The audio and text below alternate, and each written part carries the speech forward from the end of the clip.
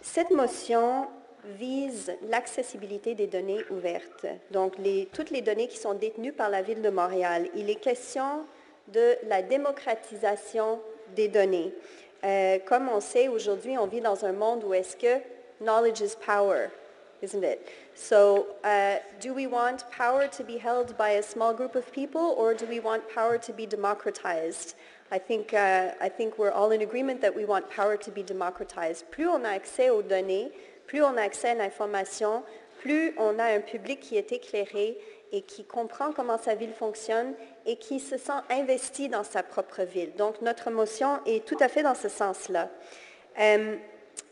Donc, il y a aussi, j'aimerais souligner le fait que, quoique on a déjà beaucoup de données qui sont disponibles, des données que la Ville détient, qui sont disponibles, ces données-là ne sont pas nécessairement facilement accessibles. Donc, il y a une grande différence entre disponibilité et accessibilité facile.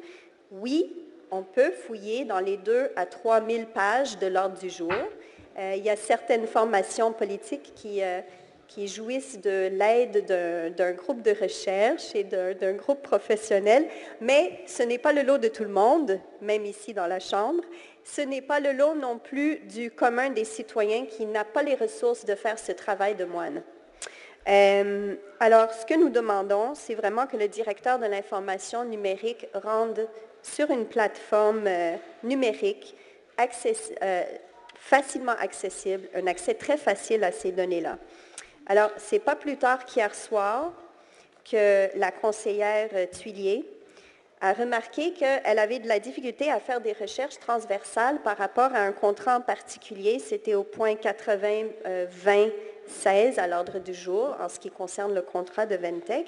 Donc, même quand on a les informations sous la main, si on n'a pas une plateforme qui nous permet de faire des recherches transversales, c'est-à-dire de comparer des informations similaires, de pouvoir accéder aux données de différentes façons, c'est vraiment, ça nous rend le fardeau de passer à travers une quantité énorme d'informations.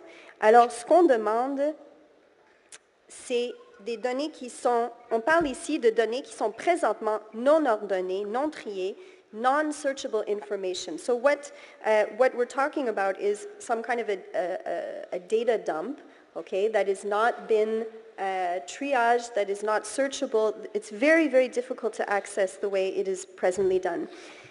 Ceci étant dit, j'aimerais dire que j'ai eu le plaisir d'en discuter avec le collègue Chitilian.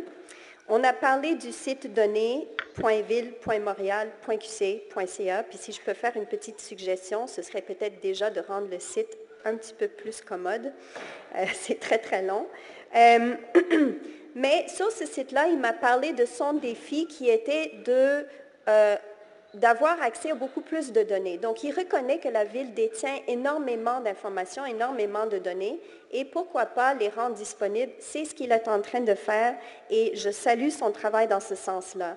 Donc, on reconnaît qu'il y a de nouveaux ensembles de données qui ont été rendus disponibles dernièrement, dans les derniers mois, des banques de données qui sont détenues par la Ville. Donc, on est déjà en train de faire un pas dans la bonne direction.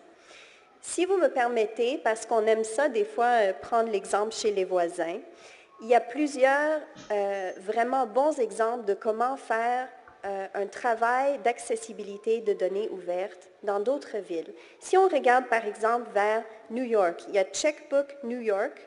Le site web, c'est très facile, checkbooknyc.com.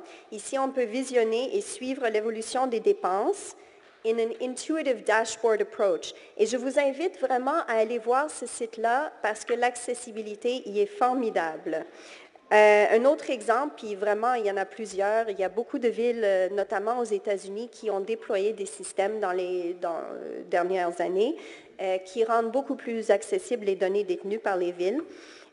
L'autre exemple que je voulais mentionner, c'est la ville de Boston, qui a un site qui s'appelle data.cityofboston.gov. Encore une fois, un site très facile. Eux aussi, ils ont implémenté l'idée du Open Checkbook. Donc, on peut faire des recherches par département, par vendeur et par type de dépenses. Il y a aussi des graphiques qui expriment les dépenses par département et l'évolution des dépenses dans le temps. Donc, tout ça, pour les citoyens, ce sont des outils qui ont une valeur extraordinaire. Donc, ce que j'aimerais dire aujourd'hui par rapport à cette motion-là que j'ai déposée et qui a été amendée une première fois, c'est que j'inviterai tout le monde à voter pour cela. Ce n'est pas une question donc de partisanerie, ce n'est pas une question non plus de paternité, ou si je peux parler aussi de maternité de la motion, mais donc c'est une question de s'assurer qu'on bouge ensemble dans le même sens vers l'avenir des données ouvertes, vers un avenir qui est beaucoup plus transparent pour l'ensemble des Montréalais et des Montréalaises. Merci beaucoup. Merci.